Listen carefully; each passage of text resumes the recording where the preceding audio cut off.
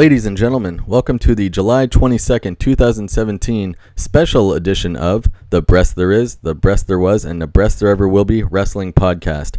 As always, I'm your host, Mikey B, WWE.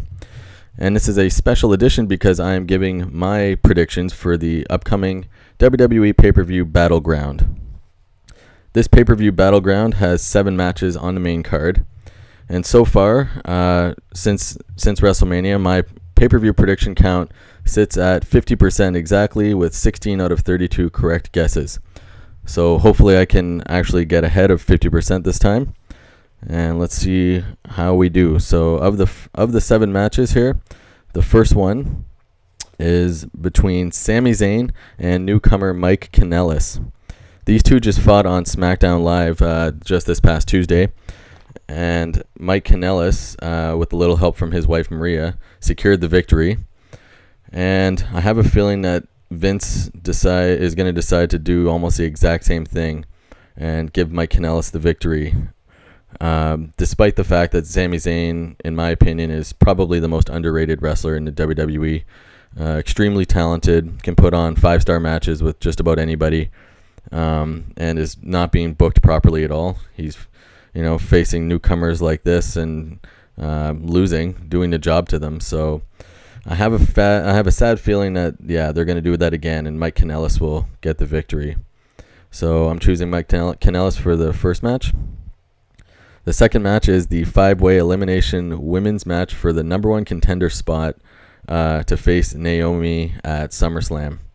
I've said this before on another podcast episode that I'm not a big fan of having number 1 contender matches at pay-per-views, as I feel that those are best reserved for the television shows.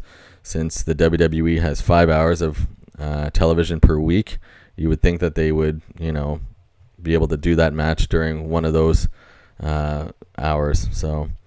But anyways, this match features the 5 competitors are Charlotte Flair, Becky Lynch, Natalya, Tamina, and Lana.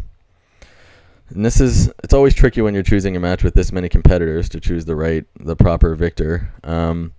Given the fact that Naomi, though, is a babyface champion, I have a feeling that the WWE is going to pit her against a heel character.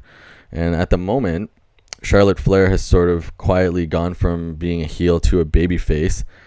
So her and Becky Lynch being the 2 babyfaces in the match, I feel that the woman that's gonna come out on top of this match is Natalya.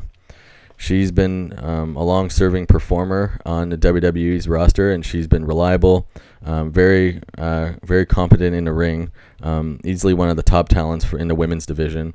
And I see her just winning this match. I don't know if she will get the title at SummerSlam, but I think just to mix things up, I think Vince will choose Natalya to win this number 1 contenders match. So Natalya is the victor in this match. The third match is for the United States Championship between champion AJ Styles and Kevin Owens. I have a feeling, actually I can say with certainty, that this will be the best match on the card. These guys are 2 of the top performers in the company, and they've been doing battle in recent weeks for this United States Championship, and it's changed hands from each of them during this time. This is one of the matches at SummerSlam that I feel will culminate there. So I have a feeling that will be sort of the rubber match at SummerSlam. And right now, since AJ Styles recently beat Kevin Owens at a live house show for the United States Championship, I still feel that Kevin Owens is going to win it back on this night. It'll probably be dirty since he's a heel character. But I feel he'll win it back and setting up for their big rubber match at SummerSlam. And as I've said on other podcasts, I believe that the company is only going to pick maybe 4 to 5 matches for each show to feature on SummerSlam. So they're going to choose certainly the best 4 or 5, and this feud is definitely one of them. So we're not quite done, and we won't be done after Sunday. So we can fully expect this will be going on till SummerSlam. So Kevin Owens, I think, will win back the United States Championship on this night. The fourth match is between Shinsuke Nakamura and Baron Corbin. There's no stipulations on this match. No, it's not for any titles or anything like that. And this is also kind of a tricky one because both guys right now, the company, you can tell, don't want to make either wrestler look bad. Baron Corbin, of course, recently won the Money in the Bank contract, and Shinsuke Nakamura has been just so well received since he debuted on the main roster. So what I see happening is a variety of things. I think certainly this will be a dirty match with a dirty finish. It could also be, on occasion in recent pay-per-views, Vince has chosen the odd count-out or DQ match, which screws everybody's predictions up. So I have a feeling it's going to be like that. And even recently when they've done battle on SmackDown, these two have had a couple of no contests. So I have a feeling Baron Corbin will use his Money in the Bank briefcase to help him to victory in a dirty way. So I'm giving the victory of this one to Baron Corbin. The fifth match of the night is for the SmackDown Tag Team Championships between the champions, the Usos, versus the New Day. Right now, ever since, especially with the announcement on Monday of Jason Jordan being Kurt Angle's son, evidently, that's another tag team from SmackDown Live that's now been disassembled. So the division on SmackDown Live is very, very thin for the tag team championships. So these two are going to kind of have to carry the load, these two teams, for a while. Outside of the team of Breezango and the Hype Bros, there's really not many other teams that are even showing up on weekly television series on a television show, let alone pay-per-view matches for titles. So having said this is also one of the matches I believe will be on SummerSlam, this exact feud. So I feel that the Usos will retain once more, setting up their SummerSlam match. It'll be probably in a dirty way, which would again give the New Day an excuse to have a final matchup at SummerSlam. Though that might not be the final one. These two teams might feud for a while after, but this feud for sure I will also guarantee will be at SummerSlam, this tag team championship match. So I'm thinking the Usos will retain in some sort of a dirty way. So the Usos are the victors of that match. The sixth match is the special flag match between recently returned John Cena against his opponent, also recently returned Rusev.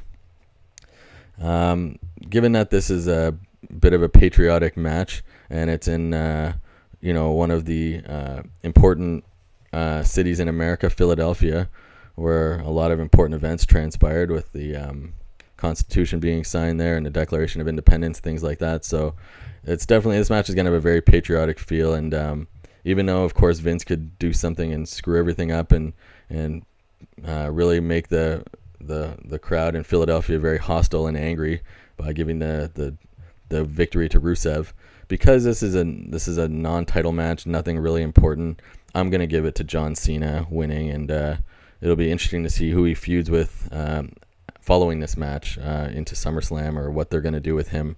So, but anyways, I'm giving John Cena the victory on this flag match.